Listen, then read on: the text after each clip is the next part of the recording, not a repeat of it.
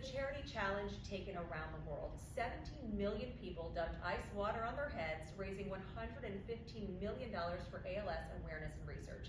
And on this 10th anniversary of the Ice Bucket Challenge, the fight to find a cure continues. And inspired by the challenge, the CEO SOAK is also raising critical funds and awareness for the ALS Association's mission. Samantha Schneider is with the ALS Association. She joins us this morning, along with James Wright, who is currently living with ALS. Good morning, both of you. Thanks for coming on the show. Thanks for having us. So I think we should start with ALS. I know it's also known as Lou Gehrig's disease. Yes. What is ALS? What's the disease?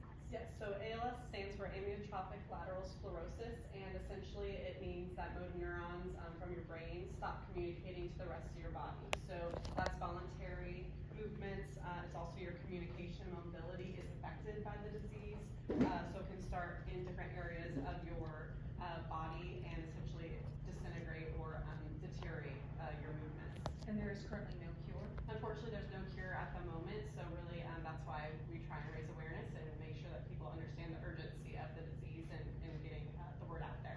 And James, you were diagnosed in 2015, correct? That is correct. Talk to me a little bit about your symptoms. How has the diagnosis changed your everyday life? So initially, my symptoms started in my hands, and I was getting cramps, and I spent about 2 years trying to identify why my hands were cramping.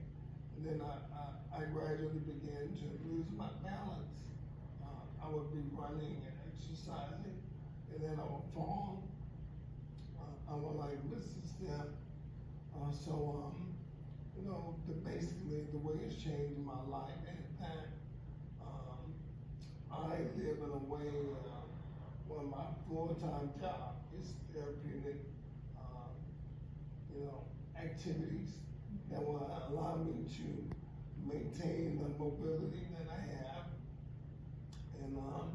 and to continue living life. It doesn't have to be a death sentence. And the motto, one of my friends told me, he said, James, our body in motion stays in motion. And so I really took that to heart, and I continue to be active. Although I'm no longer working, I continue to be active and live a lifestyle with the expectation that one day they will find a cure. Well, that is the great mindset to have. And I was going to say, just a few minutes before the segment that I met you, you definitely exude positivity, and I'm sure that helps a lot. Oh yeah, you really have to fortify your mind when you are given a terminal diagnosis. You have to deal with your mortality on a day in and day out basis.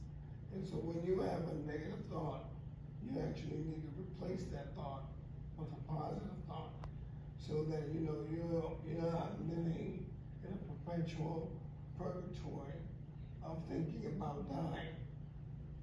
That way you can live with ALS and have a more positive outlook on life. And there is something that we can all do to help in the fight and raise awareness and funds as well. The CEO SOAK, tell us about that. Absolutely. So if everyone remembers that Ice Bucket Challenge that went viral in 2014, it's actually the 10-year anniversary now. So the CEO SOAK is an executive spin on the Ice Bucket Challenge. We have community leaders, business leaders that they're committing to raising funds and they're committing to raising awareness. And it's going to all culminate on September 19th at Al Lang Stadium, where our